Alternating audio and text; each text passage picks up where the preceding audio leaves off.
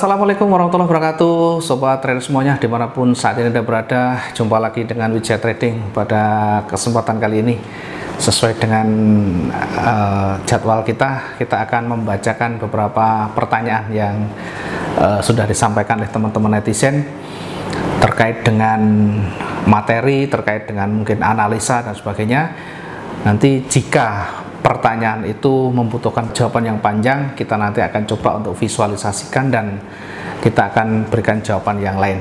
Baik, kita akan simak baik-baik. Jangan lupa bagi teman-teman yang baru bergabung di channel Wijaya Trading, subscribe, like, dan share videonya.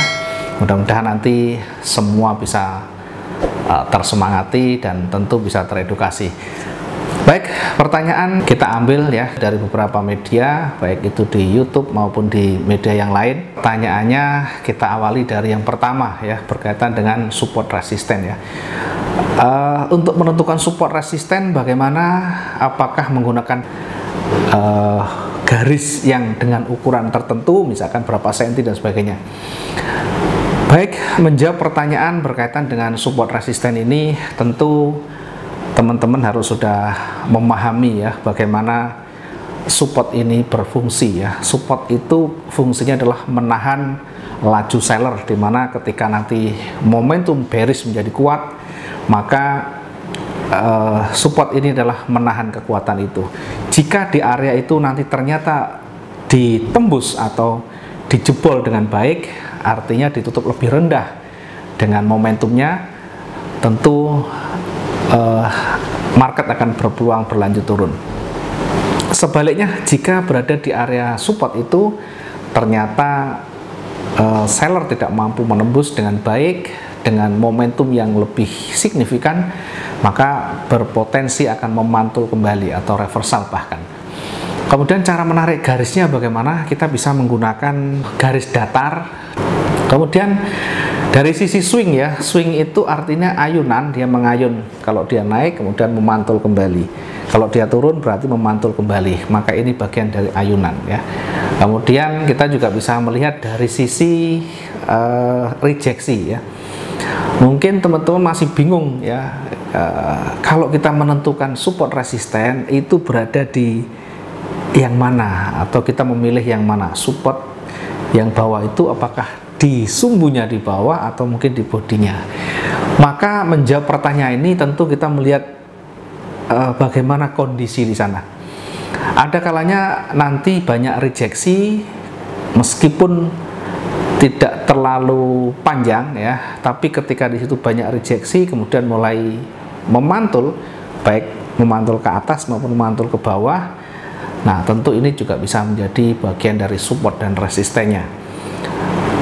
Mungkin juga tidak ada rejeksi yang banyak, tetapi ada sumbu yang panjang di sana. Maka sumbu yang panjang ini pun bisa menjadi nanti bagian dari support resisten itu. Apakah kita bisa menggunakan garis dengan ukuran tertentu ya?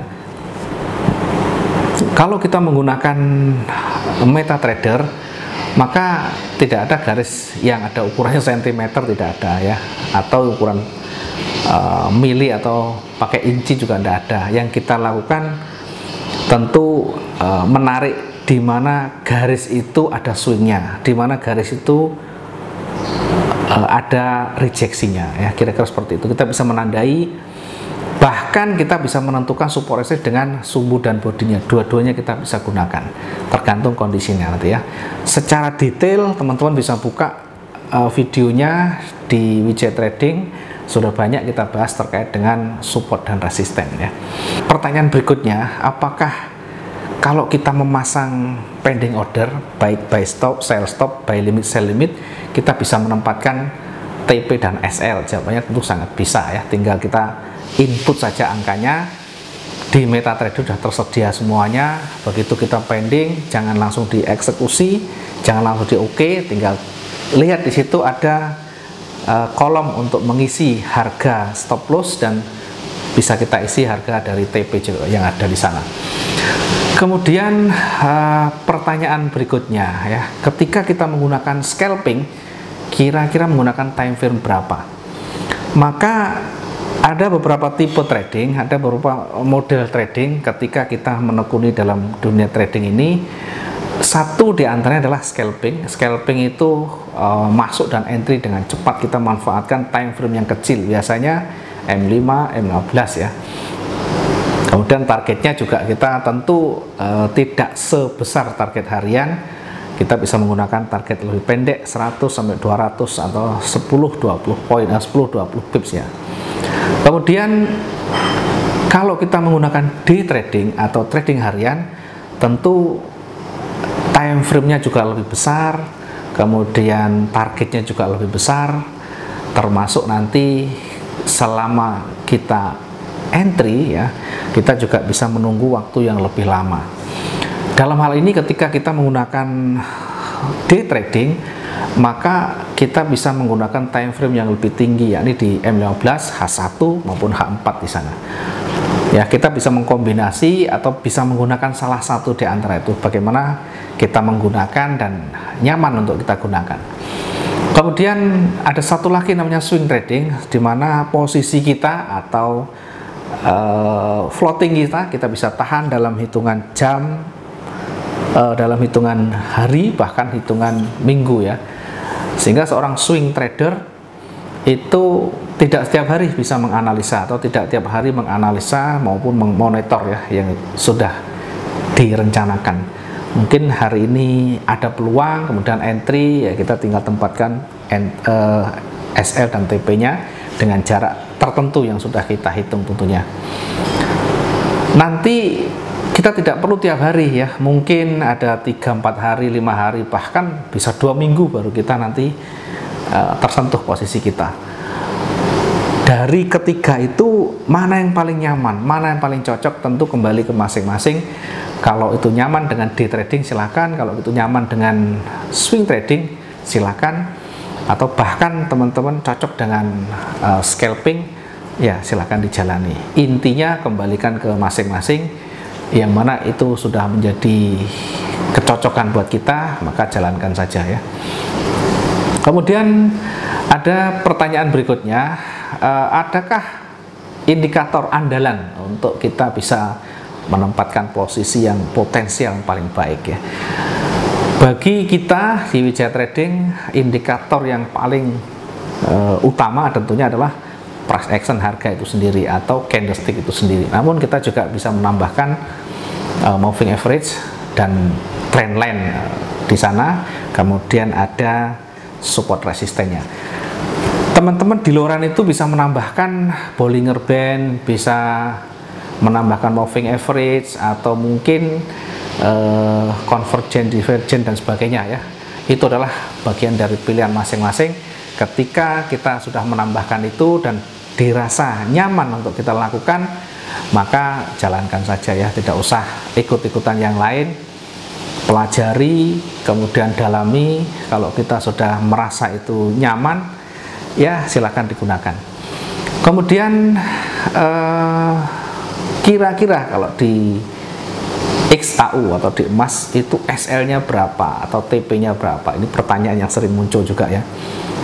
Jadi di money management sebenarnya sudah kita banyak bahas di sana, bagaimana menentukan lotnya, bagaimana menentukan titik exitnya atau TP dan SL-nya. Sebagai gambaran, teman-teman bisa menentukan sendiri di antara 1-2% per transaksi. Kita uji dulu di sana. Kalau itu memang mungkin kita bisa jalankan dengan baik dan nyaman, maka kita bisa naikkan nanti ya. Karena resiko yang semakin besar tentu potensi yang kita dapatkan juga semakin besar ya. Resiko semakin kecil, maka potensi yang kita dapatkan juga semakin kecil ya. Ada kalanya kita menggunakan resiko yang kecil, ada kalanya kita menggunakan resiko yang besar.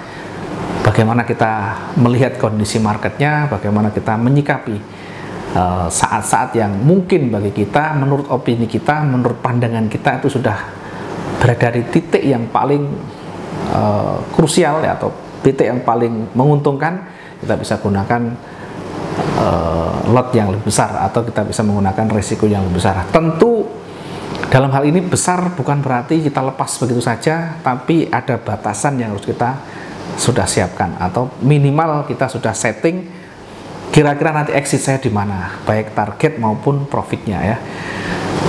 Itu kira-kira untuk berkaitan dengan XAU ya.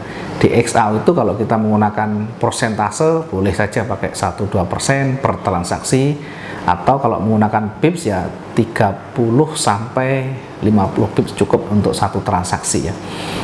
Kemudian pertanyaan berikutnya ya, di akun saya misalkan ini ada pertanyaan, di akun saya tidak ada akun sen, yang ada adalah raw spread dan zero saja.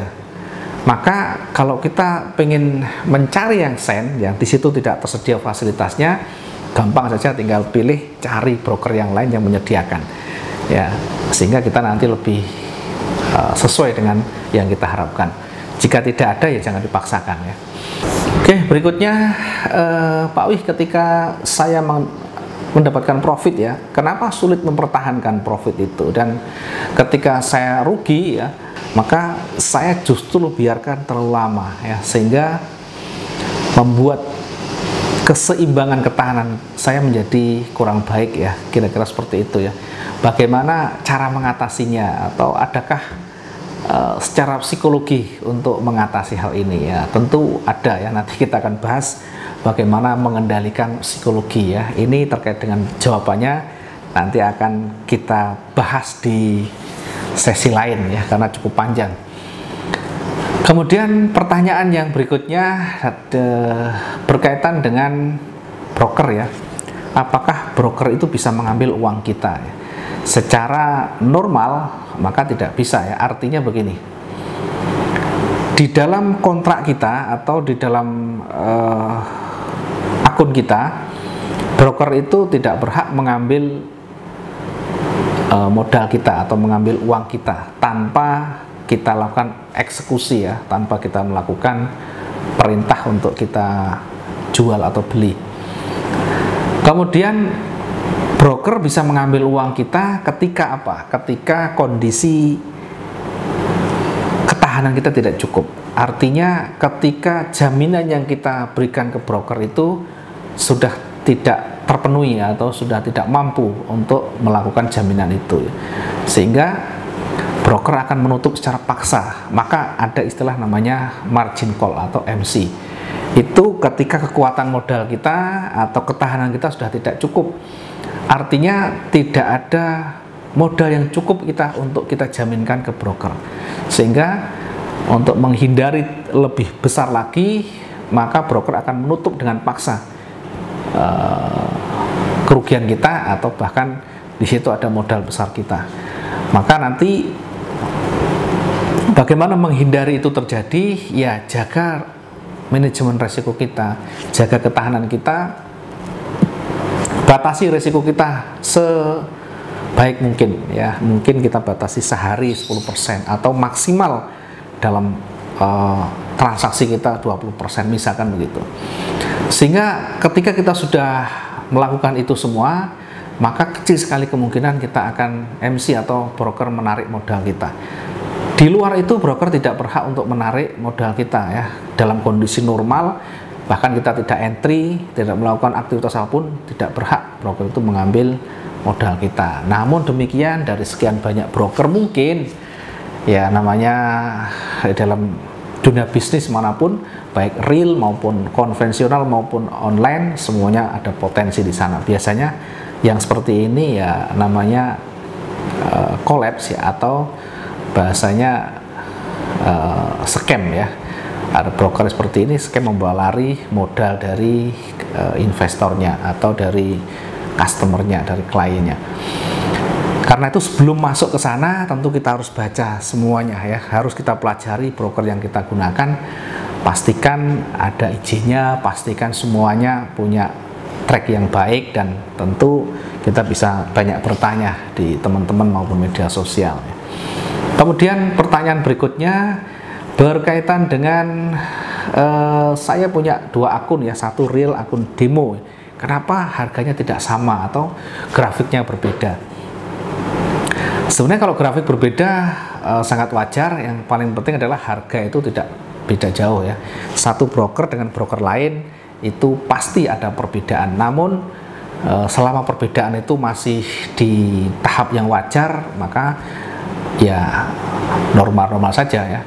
Karena satu broker dengan broker lain kan punya otoritas untuk menentukan berapa keuntungan yang diambil, kemudian dia juga dapat harga di pasar di sana tentu juga berbeda ya. Sehingga kalau ini masih normal ya sudah. Kalau kita misalkan terlalu jauh ya, maka ya tinggalkan aja, kita tunggu atau kita pilih broker yang lain. Caranya bagaimana? Buka 2 akun yang berbeda dari broker yang ada. Sehingga dengan kita membandingkan satu broker dengan broker yang lain, setidaknya menghindari ya ketika harga itu terlalu jauh dari normalnya ya. Ketika nanti sudah melenceng jauh, maka tinggal kita pertanyakan ya, ada apa ini ya, kira-kira begitu ya. Kemudian dalam pertanyaan berikutnya, kemarin juga sempat bertanya, ada yang bertanya, Pak, adakah pengaruh antara indeks dengan XAU ya? Nah, kita jawab langsung, secara langsung memang tidak serta-merta, karena emas ini punya ketahanan sendiri ya. Namun ketika indeks dengan dolar, indeks dengan euro, indeks dengan Jepang, itu ada korelasinya ya. Meskipun secara tidak langsung tetap ada pengaruhnya, namun di emas kita tetap perhatikan dari sisi teknikal, dari sisi historinya. Secara lengkap bagaimana pengaruh terhadap XAU atau terhadap pair yang lain, indeks ini nanti kita akan bahas di sesi berikutnya. Kemudian satu lagi pertanyaan, nanti baru kita lanjut dengan penjelasan yang lain berkait dengan Pak Wijaya ya, dalam dunia trading sudah berapa lama ya, lumayan lah. 2005 kita sudah mulai mengenal dan mulai banyak belajar di sana. 2010, 2011 kita fokus untuk trading ya, walaupun sempat tertatih-tatih, walaupun sempat jatuh, namun alhamdulillah masih ada semangat untuk bangkit dan bisa berjalan kembali ya. Terkait dengan pengalaman, nanti boleh datang ke Basecamp, boleh kita sharing ya, mungkin kita bisa menambah wawasan bersama ya, kita juga bisa banyak belajar dari teman-teman, demikian juga teman-teman nanti mungkin bisa terinspirasi dengan pengalaman-pengalaman kita ya. Baik, itu mungkin yang bisa kita sampaikan untuk pertanyaan-pertanyaan yang disampaikan teman-teman dari netizen atau dari media sosial, bahkan dari ada sebagian juga dari teman-teman Wijaya Trading. Mudah-mudahan bisa bermanfaat. Jika ada pertanyaan yang masih belum bisa terjawab dengan baik, nah silakan nanti tanyakan dan tulis di kolom komentar kembali ya. Kita akan nanti coba untuk menjawab kembali di waktu-waktu yang akan datang. Terima kasih. Selamat pagi. Assalamualaikum warahmatullahi wabarakatuh. Salam profit 2 arah.